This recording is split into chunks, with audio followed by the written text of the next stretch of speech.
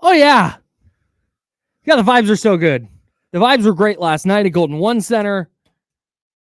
They've carried over into today. I imagine they will carry over into Thursday. At some point, we got to get to Friday, but we'll get there when we get there. The Kings throttled the Golden State Warriors last night, 118-94. And James Ham, I don't ever want to tell an athlete they don't know what they're talking about. Okay. I never ever want to do that. But De'Aaron Fox said that the win over Milwaukee was the Kings' most complete performance of the year, the one at home. Okay. I thought last night was their most complete performance of the year and their most dominant performance of the year. That Milwaukee game, they missed a ton of open threes. It's like, yeah, okay, they're fine. I think Milwaukee was a little soft. The Kings just dominated last night, flat out, top to bottom. We're the better team for all 48 minutes. Yeah, I totally agree. And, I think De'Aaron was like in the moment, right? Yeah. And he hadn't even had time to process. Shout out to little Mr. Rain, who was like, he won the night, on his TNT interview with his, like what you talk about, Willis look that he gives, which was spectacular. But De'Aaron went from one interview to the next, holding his baby, handing it off, gets into the press room, and then, like we start throwing questions at him. Yeah. I thought Fox was really good. I think it's really difficult to, in that situation, to be respectful and to not, say like what probably should have been, like what could have been said was just, we were the better team and, and we showed up and we beat them. Sure. But at the same time, I also think we hadn't seen a Kings team that aggressive defensively. They were so good. I was blown away. Yeah, like 4 of the 5 starters had 2 steals or more.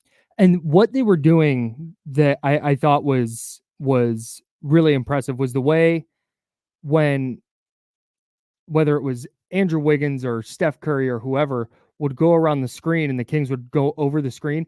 Instead of trying to fight over the screen and stay in front of the ball handler, they were just going over and poking the ball out from behind. Spectacular. They did that probably 5 or 6 times. Yeah, the clean pick he had on Wiggins, where he just like reached in, grabbed the ball, and went down for a hammer. Yeah. Just yeah. I had questions about, and we talked about this yesterday. These are ostensibly the same team. And I think if they played a 7-game series, it'd probably go 6 or 7 again. Oh, yeah, I think so too. But in a 1-game setting like last night, where the lights weren't too bright now. It wasn't, oh man, the game 5 of last year's playoffs in Golden One, where the Warriors won that one. Okay. Down the stretch, it was a back and forth game, but down the stretch, it was like, man, the Warriors are just making plays and the Kings are not. And last night, every single time Golden State would make some kind of push or get a big bucket where, hey, it was 11, hey, there's a big bucket to cut it to 9, Kings answered with a 3. Or maybe the Kings didn't get a bucket, but hey, you know what? It's at 9. Now they get a stop, and now they go get that bucket to extend it back to 11 or 12. Like I said, I had my biggest question with the Kings going into last night was, can you maintain this defensive intensity in this level of game in a win or go home matchup? Can you do what you've basically been doing the entire second half against a team with that championship medal that has been there before, that knocked you out of the postseason last year? And they did it, man. They played what I thought was their best game of the year. And I like, we do good, bad, and ugly sometimes. Yep. I had no bad and ugly. It was that thorough. It was that dominant for me. I can only think of like there was one other game. No, don't do that. This season. Oh, okay, go ahead. No. Okay, I thought you were going to disagree with me. Boy, that was no. There was only like one other game this season where we the good, the bad, and the ugly. We did the good, the better, the best, the best. Yeah. I mean, and I can't even remember what game that was. Yeah, I can't remember either. But there was you couldn't complain about anything, and I thought from like.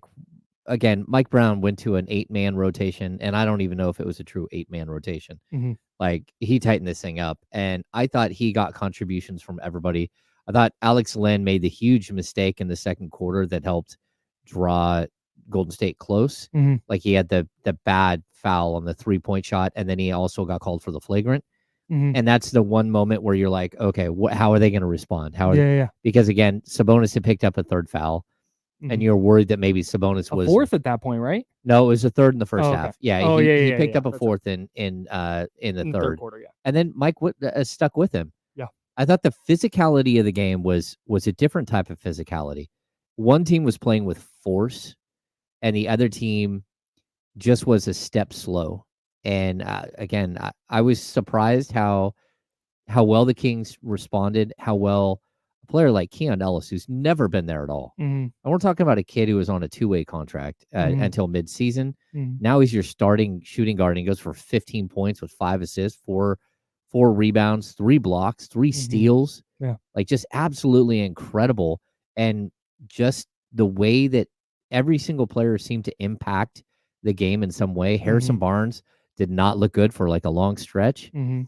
He tried to Some go at Moses big Moody a buckets down couple the of times. stretch. Yeah, and then and it didn't work out. He threw Yeah. some crazy like flip shots, and then all of a sudden, boom, boom, boom. Like Mhm. he just started to roll. The Keegan Murray thing, just like Fantastic. a star is born. That was the biggest takeaway for me last night. Yeah.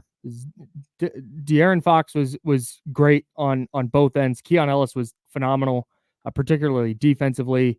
Sabonis had a fine game, but Keegan Murray coming out, and I was sitting there and going, man, 5 of 10 from the field in the first quarter, and he had 11 first quarter points. Yep. And you're going, okay, this is great, but this can't be a game where he ends with 14 shots, which we've seen before. Yeah.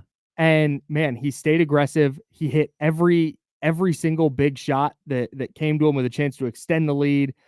He was aggressive, getting downhill, getting in the paint. Man, hats off, dude. That was the game I've been asking for from Keegan Murray all freaking year. Yep. Now you got to do it again, Yeah. but they needed Keegan Murray last night. If Keegan Murray has a 50% worse game, that game is hanging in the balance. No, down the stretch. I totally agree. And I think Keegan had 14 in the first quarter, but he also took like 10 shots. Mhm. And it was like, hey, Yeah, look at that. 14 points in the first quarter. Yeah. And then he kind of went quiet, and you're like, okay, is he going to disappear? And then he just kept plugging. 8 of 13 from 3. Yep. And 9 rebounds. I mean, like, look, I think that in a game of this magnitude, you're hoping that everyone steps up and plays their role. Yeah. I'll even like shout out to Davion Mitchell, who Was great. he completely took Chris Paul out of the game. Yep. Like Chris Non-factor. Paul, I mean, people need to remember earlier in the season, the game where Chris Paul had like 9 assists in the first half against the Kings. He was just dealing, and in this one, nothing. Yeah. Like I thought that there were strong matchups, and then the center position. I know a lot of fans were, Domas just hasn't brought it, and it's like, are you kidding me?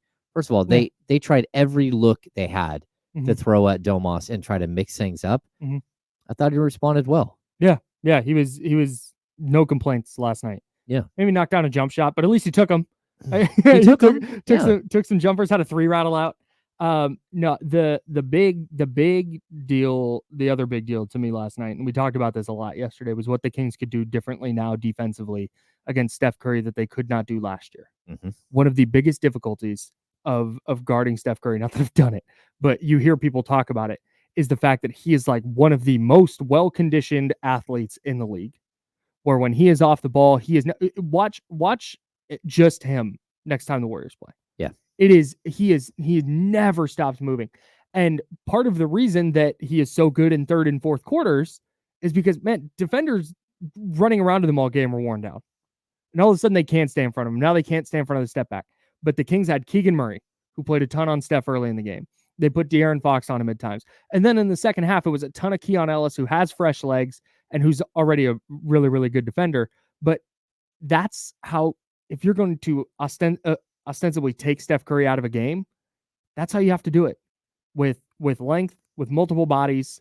And they were all excellent. They all did an awesome job taking out Steph Curry. And when you do that, you kind of see it's Jonathan Kuminga, and then who else? What are you getting from Andrew Wiggins? Yeah. If Clay's going 0 for 10. It just, man. Yeah, I also thought early in the game there was a moment where Steph started doing his like crazy dribbling Mhm, way out from like around 30, 35 feet. And Keon Ellis is down in the stance. mhm. And he just keeps like setting him up, setting him up. And you're waiting for Yeah. Steph to like pull up and drop from 35. Mhm. Keon just reached in, took the ball, and went in Yeah. for a bucket. Yeah. And you're like, holy cow. Yeah. Like he's here for the moment. Yeah. Like Keon was there for the, like, not like, can you survive the moment? It's like, Mhm. oh no, this is my moment right Right. here. I'm here. Yeah. And I think like the ability to be present is something Mike talked about, like kind of building up to this. Like, Mhm.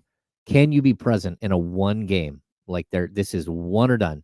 Yep. Who's gonna show up? Who's gonna be present? Who's gonna like really, really Mhm. be like ready for whatever happens? And I thought again, like Keon, like so many of them, but for a kid who's never been there, yeah, huge. You wouldn't have known it. Never. You would have had no idea. There was another thing. You were mentioning Davion. This play just popped out to me. His development as a point guard, where the pace is not nearly as frenetic as it used to be for him, Hmm. where it doesn't feel like the game is too fast. He had that moment last night where he drove in, dribbled out towards the baseline, hung out there for a second, and then eventually drove baseline and got a bucket after taking down like the entire shot clock. Like that's something we would not have seen from him 3 months ago. Oh no. And that just it wasn't like a huge play in the game or something. But when it comes to Davion Mitchell playing as well as he did defensively on Chris Paul, like you mentioned, it's like that's why he can stay on the court, Yep. because he has improved that much defensively, or excuse me, offensively. And when you have Davion Mitchell playing like that, you have Keon Ellis, you have Keegan Murray, you have De'Aaron Fox. Those are four legitimate, bona fide NBA defenders. Hmm. And you saw it last night. They just kind of put the Warriors in a stranglehold, and it was ball game. Yeah. They could have been they Shocking. the they were so good offensively yesterday, and they didn't need to be. They could have been 35% worse offensively and still won that game. Yeah, I totally